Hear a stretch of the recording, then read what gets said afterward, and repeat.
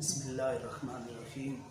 अल्लाहुम्मा सल्लि अला सय्यिदिना व मौलाना मुहम्मदिन व अला आलि सय्यिदिना व अस्हाबि सय्यिदिना व मौलाना मुहम्मदिन व बारिक व सल्लिम सलातन व सलामन अलैका या रसूलल्लाह व अला आलिका व अस्हाबिका या हबीबल्लाह।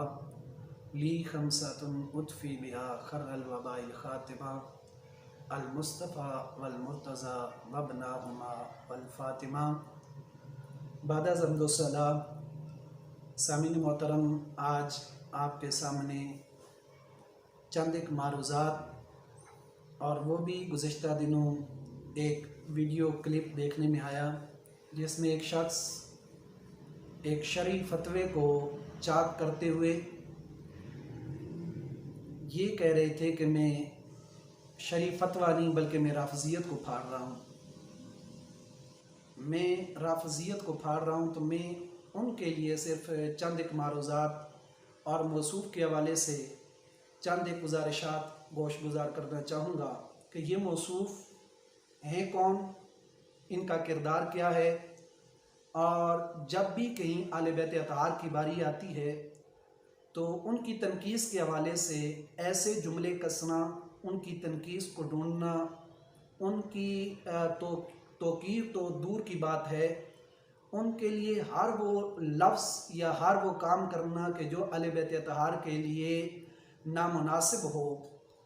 ये मौसूफ़ और मौसूफ़ को ये कहते हुए सुना है कि मैं कुछ लोगों को अभी नाश्ते के तौर पर ये पेश कर रहा हूँ। तो मौसूफ़ से मेरी गुजारिश है कि चाहे तो आपको एक शख्स ने पेश कर दी है, मैं आपको नाश्ता नहीं, चाय नहीं, बल्कि उससे भी कबल कि जैसे कुछ ऐसे मरीज़ होते हैं कि जिन्हें खाने से भी कबल या चाय पानी से भी कबल उन्हें कुछ ऐसी डोज़ दी जाती हैं कि जिन डोज़ की वजह से उनका अज़मा थोड़ा सेट रहता है। तो आपके अज़मे की सेटिंग के लिए मैं आपको एक डोज़ दे रहा हूँ और मौसूफ़ का मुख्तसरन में इनकी मिदत बयान कर दूँ कि ये हज़रत वो हैं कि जिनके नाम के साथ इनके अपने पेज पर भी और दीगर लोगों ने भी मुफ्ती लिखा होता है, और बहुत सारे लोगों ने तो इन्हें मनाज़िर इस्लाम और शमशीर आला हज़रत और पता नहीं क्या से क्या अलकाब लगाए होते हैं। मैं सबसे पहले जनाब का ये तारफ़ करवा दूँ कि हज़रत साहब किसी भी मदरसे के फाजिल नहीं हैं, और मैं चैलेंज के साथ ये कहता हूँ कि हज़रत ये मौलाना गुफरान सियालवी या फिर इसके जितने भी पैरोकार हैं, इसके जितने भी चाहने वाले हैं, मेरा उन सबको चैलेंज है कि वो कहीं से भी इस गुफराने की एक सनद ला कर दिखा दें कि इसकी सानविया की सनद हो, खासा की सनद हो, आलिया की सनद हो या आलमिया की सनद हो, कहीं से भी तंजीमुल मदारस की एक सनद ला कर दिखा दें, या कहीं से भी इसका एक रिजल्ट कार्ड ला कर दिखा दें कि हज़रत फ़लाँ जगह पर इन्होंने फ़लाँ मदरसे में या फ़लाँ जगह पर जनाब ने आलिया किया है, फ़लाँ जगह पर इन्होंने आलमिया किया है, और फ़लाँ वक्त में इन्होंने खासा किया है, फ़लाँ वक्त में इन्होंने सानिया आमा के पेपर दिए हैं। कहीं से भी कोई शख्स ला कर दिखा दे तो मैं अपनी इस वीडियो पर रुजू भी करूँगा और अल्लाह ताला से माफ़ी भी मांगूंगा और जनाब से भी माजरत करूँगा। लेकिन मेरा ये चैलेंज है, ये शख्स कहीं से भी ना ये खुद दिखा सकता है और ना ही इसका कोई चाहने वाला किसी तौर पर भी कोई एक सनद भी दिखा नहीं सकता। वो अलग बात है कि तुम कभी तलागंग के मदरसों में और कभी चकवाल के मदरसों में जाकर भीख मांगने के लिए पैसे देकर वहाँ से समते खरीदने के चक्कर में रहे हो, और सारी ज़िंदगी इस मौसूफ़ का काम क्या है? ये तो चढ़ते सूरज का पुजारी है। जहाँ भी देखता है किसी की गुड्डी ज़रा ऊंची उड़ रही है तो ये उसी के कसीदे गाना शुरू कर देता है। शुरू में देखा जाए तो ये शख्स मस्जिद में एज ए खादिम गया था, और खादिम जाने के बाद इसको 3 तलाक़ें देकर पूछ लीजिएगा कि तू बतौर खादिम जब मस्जिद में गया था तो उसके बाद इमाम साहब की डेथ के बाद वहीं पर लोगों के पाँव पकड़कर उनके पाँव पकड़कर तूने वहाँ पर इमामत के फ़राइज़ सर अंजाम देने शुरू कर दिए।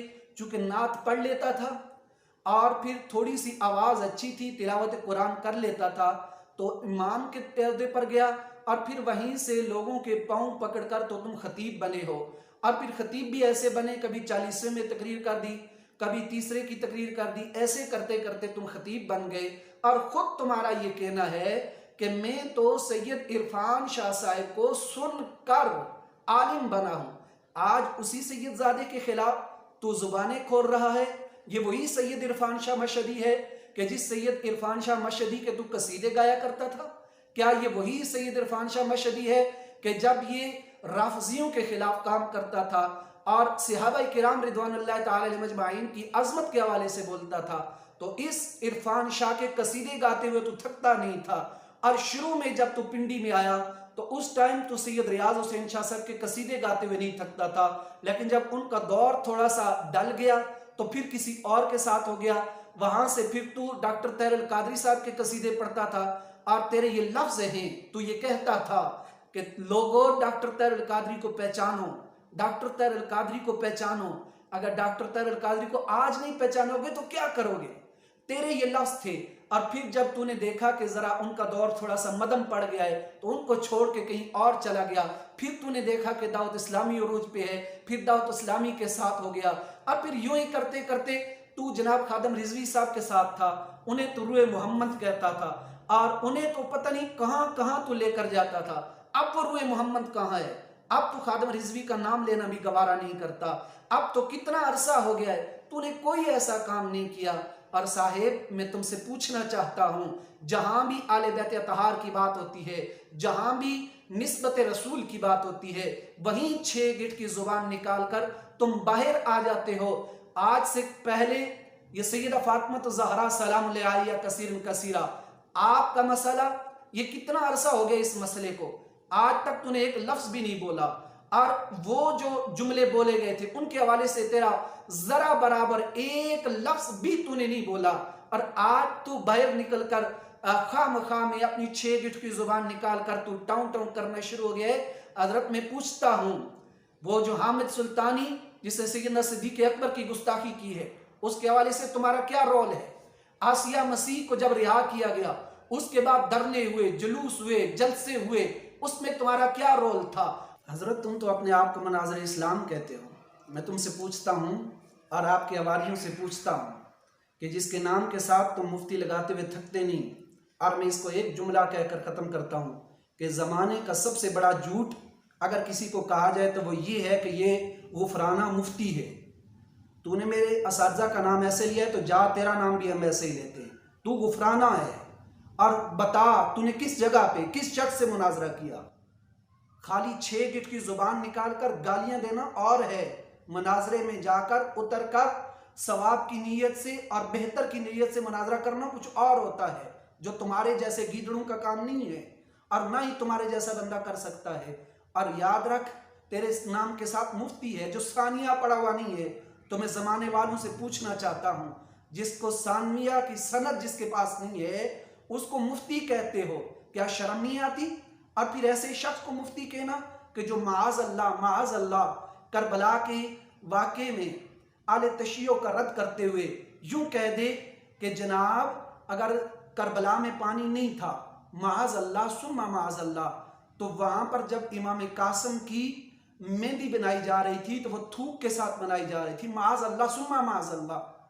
ये तो वह बदबख्त शख्स है जो मौला अली करमल्लाहु ताला वजहुल करीम के हवाले से ऐसी मौजू रिवायत इसने बयान की है। और जा जाकर इस मौजू रिवायत का भी तू कहीं से भी हवाले लेकर आ कि ये रिवायत ठीक है। ये कौन सी रिवायत है? ये मुतवातिर के दर्जे में है या खबर वाहिद के दर्जे में है या हसन के दर्जे में है या हसन लेजाती ही है या हसन ये गैरी ही है? इसका दर्जा कौन सा है? जा जरा इसका दर्जा भी तो लेकर आ। मौजू रिवायत लेकर आया मौला अली के हवाले से कि मौला अली हिसाब किताब की लाइन में लगे होंगे और जनाब सैयदना सिद्दीक़ अकबर और सैयदना फारूक आज़म जन्नत में तकिया लगाए बैठे होंगे।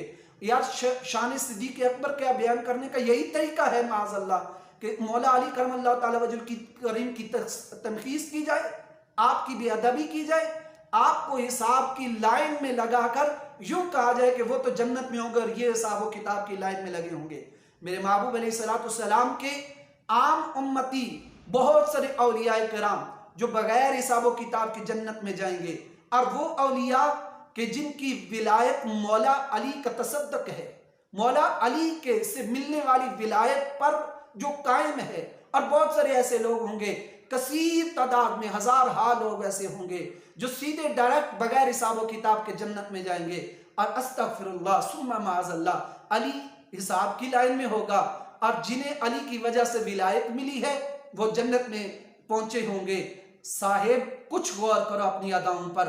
और फिर तू वही तो शख्स है कि जब सैयद फातिमा के हवाले से बात हुई तेरी जुबान नहीं खुली। और फिर उस शरीफ फतवे को फाड़ते हुए क्या तुझे शर्म नहीं आई है? क्या तुम्हें जरा बराबर भी तेरे दिल के अंदर इतनी रमक भी नहीं थी कि वो बदबख्त, अगर तूने ऐसा करना ही था तो उसके लिए कुरान की आयतें पढ़ पढ़ कर तू उस शरीफ फतवे को फाड़ता रहा। उस पे नाम किसका था?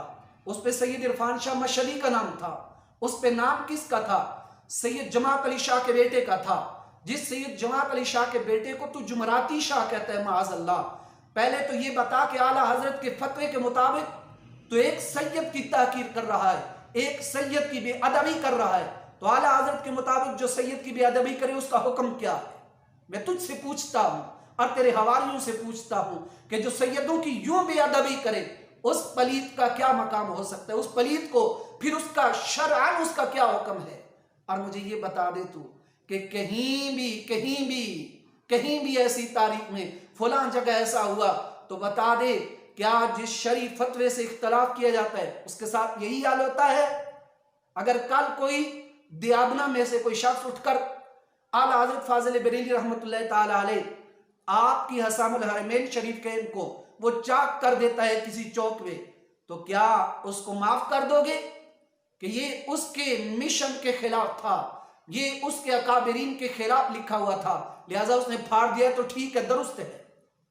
अगर यूं ही कोई किसी फतवा जात को फाड़ देता है, कोई और किसी फतवा जात को फाड़ देता है, तो क्या उसको छोड़ दिया जाएगा और यूं कहा जाएगा और नहीं जी असल में ये गैर शरई था तो इसलिए फाड़ दिया?